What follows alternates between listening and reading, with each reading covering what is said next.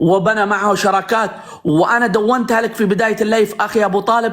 المملكة اليوم الصين تبحث لتبني مع المملكة المغربية شراكة، لأن المملكة المغربية تمتلك تجارة حرة مع الولايات المتحدة الأمريكية لتكون هي الرابط والمتنفس لها مع الولايات المتحدة الأمريكية.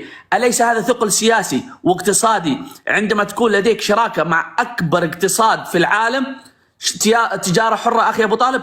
هذه الدول العظمى والقوى العظمى، ليست دول تبحث أن تستضيف إبراهيم غالي وأن تستضيف يعني نرى الأحلام الصغيرة. الحفاظ على وقف محاولة الحفاظ على وقف إطلاق النار، ولم يقل أبدا تنظيم استفتاء.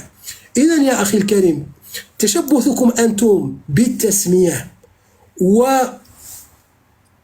ونسيانكم وعدم رؤيتكم للواقع الحقيقي هو الذي تحدث عنه الملك المغربي حين قال على الأمم المتحدة أن تقول للناس ماذا تفعله في المغرب منذ هذه السنوات، وقال بالحرف الواحد: من كان يعتقد أن الأمم المتحدة أو أن الاستفتاء ما زال يتم تداوله داخل مجلس الأمن، فالاستفتاء قد مات، وهذا هو الأمر الواقع الذي يجب الذي لا يريد العالم الآخر أن يراه.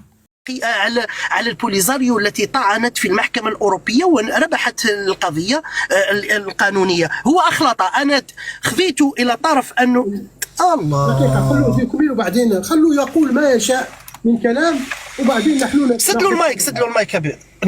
نعم أتكلمنا أنه أنت قلت قانونيا المغرب ربحت القضية، وأنا ذكرتك مؤخرا قبل أشهر أن البوليزاريو رافعت عن قضيتها وتغلبت على أوروبا كاملة وأعطت الحق، لأنه قالت بالبند العريض أن السيادة للشعب الصحراوي الذي يمثله جبهة البوليزاريو. وذكرته كذلك اتفاقية مدريد الثلاثية ما بين مدريد والرباط ونواكشوط، لم تكن الجزائر حاضرة آنذاك.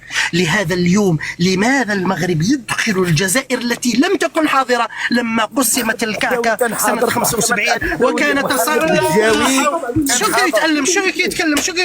شو كيتألم محمد البجاوي شو كيتألم محمد البجاوي تعرف محمد البجاوي محمد البجاوي راه قيمته بقيمة دولتك. محمد البجاوي إذا ما تعرفش محمد البجاوي. نعم قالوا الله يحفظكم إن يعني حرف الكلام اتركوه في تحريفه حتى يكمل. أنا نقول لك علاش راهم يقاطعوا لضعفهم والحقيقة تؤلم للأسف. أنت الآن انتقدت، أنت جاوب كلامي وأنت وفي من قال أنا أجيبك. خليني نجاوب. والله قاطعتوني، اسمعنا. لا قاطعناك أنت الآن. قلت قطع المايك الله يخليك حتى ترجع لك الكلمة إذا أردت أن تواصل معنا. أما إذا لا خليني نكمل الأفكار نتاعي يا بطل. لا انتهى الأمر. ما تبغوش الحقيقة. لا انتهى أمرك، سنجيبك بما قلت من معلومات. انتهى أمر أنت عبك تعرف ما يعني انتهى أمرك وكأنه قضي عليك.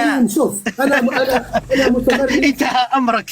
نعم انتهى أمرك والله يا أبي طالب. شوف هي أسطوانة تحفظها وأنت قلتها، خلينا نجاوبوا. آخر كلمة، بما أنك تقاطعني وتبغي تأخذ لي حقي، آخر نتحداك نفتحوا لايف أنا وأنت مباشرة.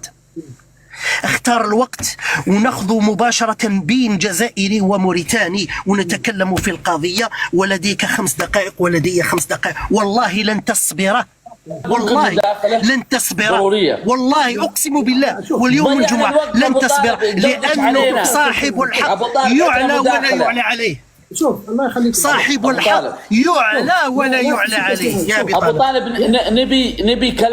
نبي كلام نستفيد، ما نبغى كلام. يلا السلام عليكم أبي طالب. كمل مع أغلق المايكات الله يخليك، أغلق المايك الجيري. الله شكرا وبارك الله فيك على القصة اللي أعطيت لي، وتحياتي وجمعة مباركة لك أبي طالب. شكرا على الاستضافة.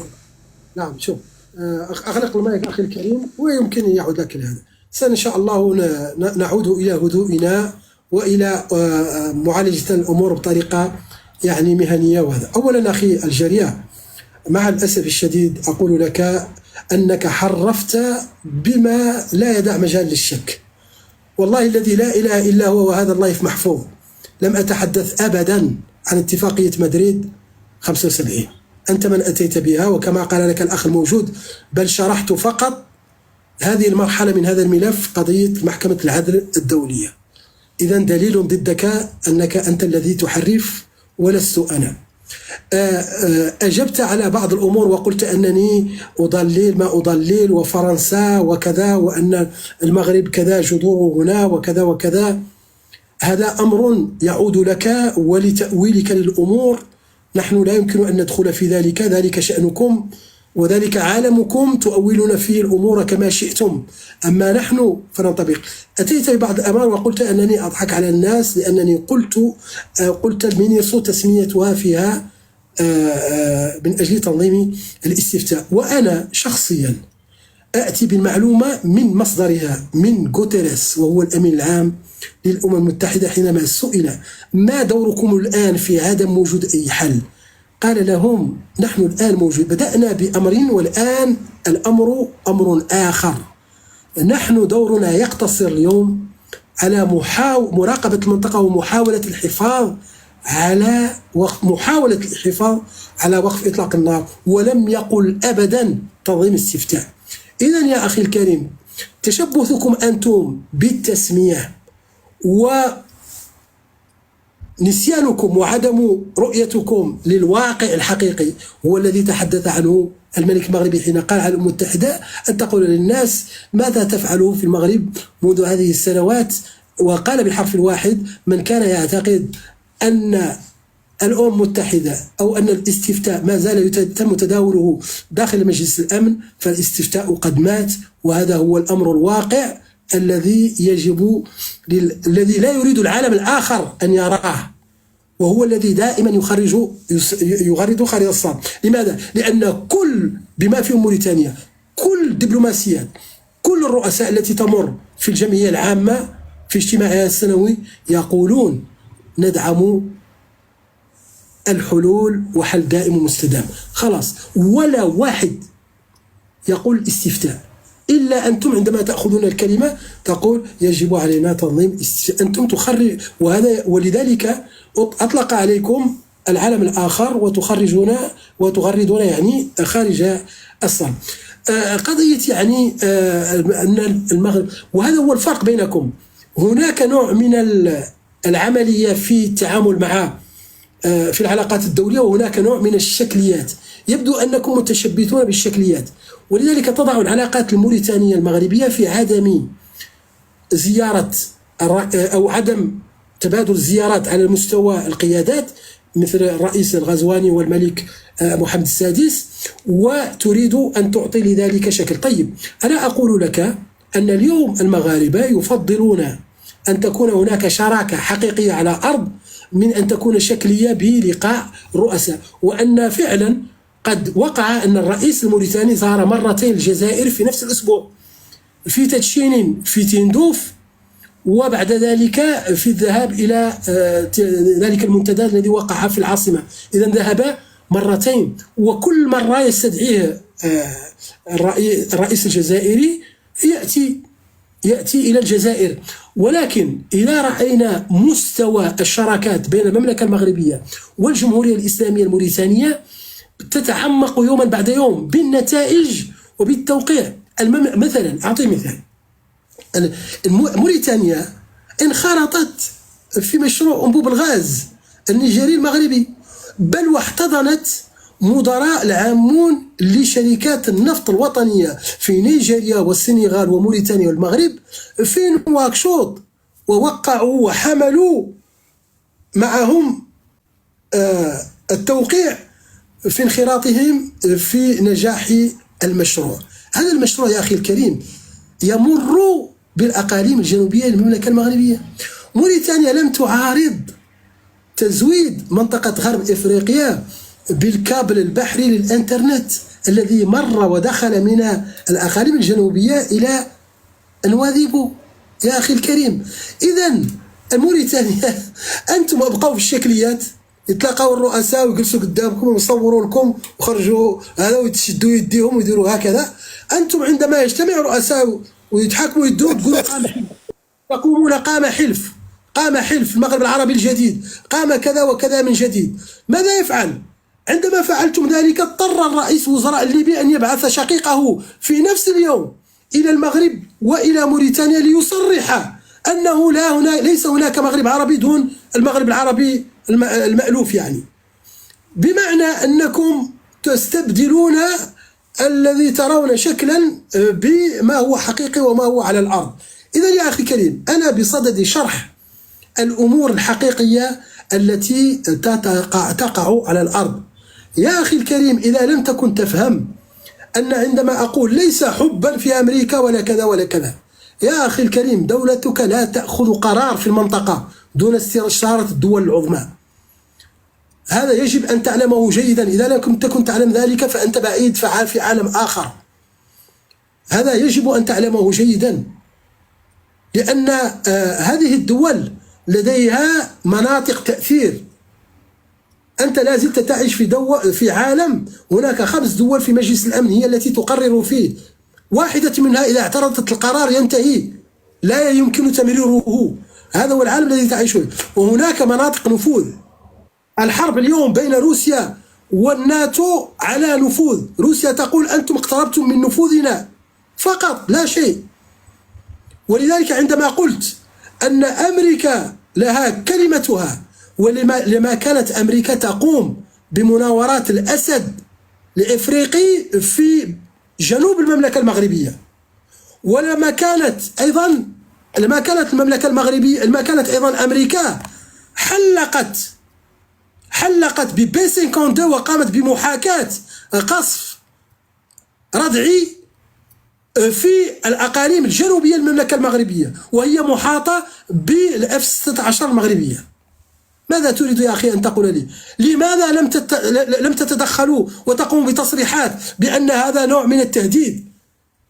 أن تدخل أمريكا وتقوم بمحاكاة ببي 52 في مناطق أقول لك، أنا أعطيك المعلومة إذا ما كنت تعرف، ليست ببعيدة من الحدود الجزائرية.